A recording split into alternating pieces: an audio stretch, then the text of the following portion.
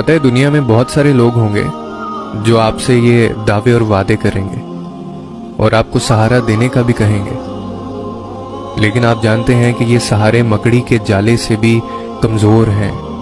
سب محبتیں اپنا اپنا راستہ ناپنے لگتی ہیں، بہت کم ہے جو زندگی میں آپ کا ساتھ نبھاتے ہیں۔ تو اپنی قسمت کو آزمانے کی ضرورت نہیں ہے، بلکہ اپنے یقین کو کام میں لائیں، جو اس حقیقت پر ہونا چاہیے کہ کوئی محبت، چاہت اور مدد کام نہیں آئے گی ایک سوائے اللہ کی محبت کے۔ انسان کے دعوے مٹی کے برتن کی طرح ٹوٹ جاتے ہیں۔ انسان کا خمیر تو انسانیت کے خمیر سے بھی گوندا گیا ہے۔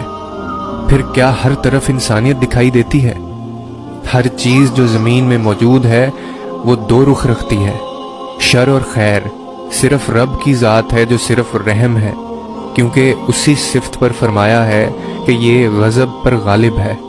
ایک کائنات کا رب ہے جو رحم کرنے کا کہتا ہے تو رحم کرتا ہے، وہ انصاف کا وعدہ کرتا ہے تو خالص انصاف کرتا ہے، وہ انعام کا وعدہ کرتا ہے تو انعام سے نوازتا ہے، اور اس کے علاوہ نہ کسی کا وعدہ سچا ہے نہ کسی کی چاہت سچی ہے۔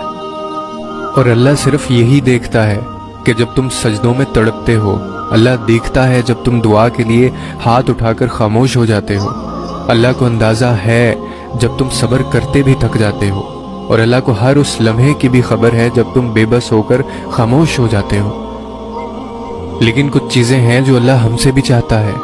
اللہ پر یقین کا مطلب ہرگز یہ نہیں ہے کہ آپ گھر بیٹھ کر معجزوں کا انتظار کریں، اسباب کا استعمال ہی نہ کریں اور ہاتھ پیر چھوڑ کر بیٹھ جائیں۔ رزق کا وعدہ اللہ نے کیا ہے، مگر وہ رزق آسمان سے نہیں اترتا۔ وہ حکم دیتا ہے کہ جاؤ اور اپنے حصے کا رزق خود کماؤ، مگر ہاں وہ محنت کرنے والوں کے تھوڑے رزق میں برکت کر دیتا ہے۔ مگر جو محنت نہیں کر پاتے اور یہ کہہ دیتے ہیں کہ رزق کا اللہ نے وعدہ کر رکھا ہے، وہ لازمی دے گا، وہ خالی ہاتھ بھی رہ جاتے ہیں۔ اور بالکل اسی طرح دوسرے معاملات بھی ہیں۔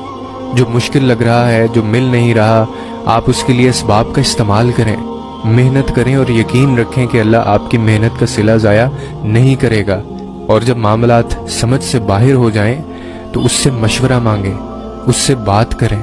وہ فرماتا ہے اور تمہارے لیے وہی کچھ ہے جس کی تم نے کوشش کی ہے۔